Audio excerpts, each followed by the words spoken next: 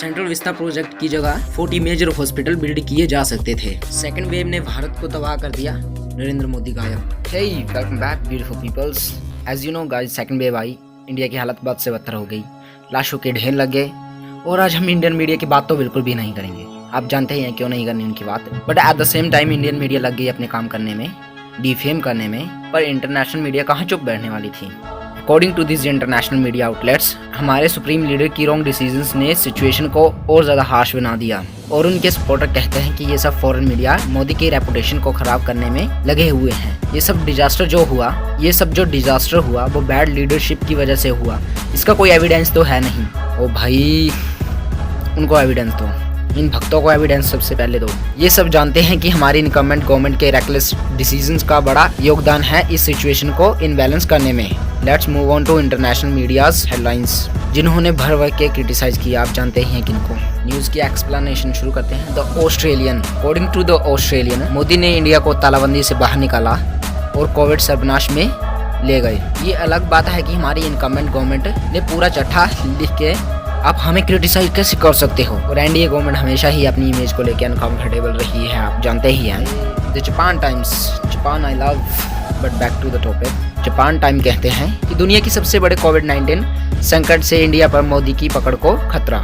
Daily Mail, this news outlet using very harsh language. Narendra Modi के अहंकार का राक्षसी स्मारक, जैसे कि लाखों लोग महामारी से पीड़ित हैं। इंडिया के अहंकारी पीएम एक बड़ी मूर्खता के निर्माण से उनका मतलब है मोन्यूमेंट से, जो सेंट्रल विस्ता प्रोजेक्ट चला है ना 20,000 करोड़ का, उससे कर रहे हैं। मूर्खता का निर्माण कर रहे हैं। इसकी जगह 40 मेजर हॉस्पिटल बिल्ड किए जा सकते थे और अब उनके देश में कोहराम मचा हुआ है। द वॉशिंगटन पोस्ट कहते हैं मोदी ने इस पैंडेमिक में इंडिया की जगह अपनी इमेज को चुना। उन्होंने इस पैंडेमिक को हैंडल करने की जगह अपनी इमेज को ज्यादा तवज्जो दी।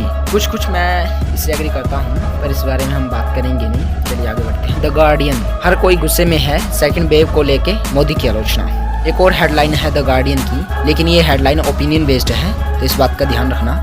इस पूरे ओपिनियन बेस्ड आर्टिकल में गार्डियन का व्यू ये है कि पैंडेमिक कंट्रोल किया जा सकता था, लेकिन किया नहीं गया। द न्यूयॉर्क टाइम्स कहते हैं बेफिक्रे और गलत कदम की वजह से ही कोविड-19 क्राइसिस और ज्यादा डीप हुआ। ग्लोबल टाइम, जो कि न्यूज आउटलेट कम है और चाइना की कम्युनिस्ट पार्टी का माउथपीस ज्यादा है, इनको भी देखते हैं क्या बोलते हैं ये। कोविड-19 ने मोदी को नाकाम किया। मुझे तो ये समझ नहीं आता कि ये सब छाप कैसे लेते हैं। बीबीसी लिखते हैं Indian prime minister Narendra Modi को क्या न्यू घर की जरूरत है, सेंट्रल विस्ता की सही में जरूरत है, उनका कहना है। और द इकोनॉमिस्ट कहते हैं सेकंड वेव ने भारत को तबाह कर दिया, नरेंद्र मोदी गायब। ये अलग बात है कि वेस्टर्न मीडिया का इंडिया को क्रिटिसाइज करना कोई नई बात नहीं है।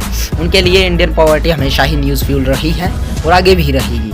वैसे इसमें कुछ गलत नहीं है कि हमारी इनकम्बेंट गवर्नमेंट की पॉलिसी इंडिया की पॉवर्टी को हमेशा ही इंक्रीज करती गई है। बट प्रॉब्लम किस में है? प्रॉब्लम ये है कि ये मीडिया आउटलेट्स अपने कंज्यूमर्स को मिसलीड करती हैं। फॉर एग्जांपल, एक न्यूज़ आउटलेट इंडियन वुमेन की बातों का ट्रांसलेट करती है इंग्लिश में, तो उसमें आंटी कहती है कि मुझे ठीक से ट्रीट नहीं किया जाता, तो उन्होंने ट्रांसलेट किया है कि मुझे स्लेव की तरह ट्रीट किया जाता है। अरे भाई, वन से लेजेंड सेट, हिपोक्रेसी की भी सीमा होती है। 2 बड़े चैनल्स ने फैक्ट चेक करके पूरी वेस्टर्न मीडिया का चट्टा बाहर निकाला है। लिंक इन द डिस्क्रिप्शन, जरूर चेकआउट कीजिएगा, जरूर, हाईली रेकमेंडेड। बट मेन बात ये है कि according to the Japan Times, the Australian fully unbiased हैं टूवर्ड्स इंडिया। फिर भी इन्होंने इंडिया के पैंडेमिक क्राइसिस पर मोदी को क्रिटिसाइज किया। मतलब ये है कि गलती तो हुई है हमसे। When the experts said in future India is the most infected country in the world, but हमारे सुप्रीम लीडर का ओवर कॉन्फिडेंट लीड हुआ। रिसेंट वीडियो में हमने इस बारे में काफ़ी बात किया, तो अब हम इस बारे में बात नहीं करेंगे।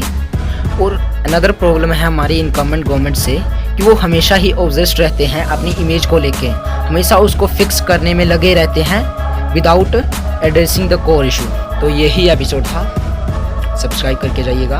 आपका एक सब्सक्राइब मुझे एक हफ्ता खुश रखता है, सो प्लीज़। और जिन्होंने सब्सक्राइब किया है, thank you. Goodbye. Video देखने के लिए थैंक यू।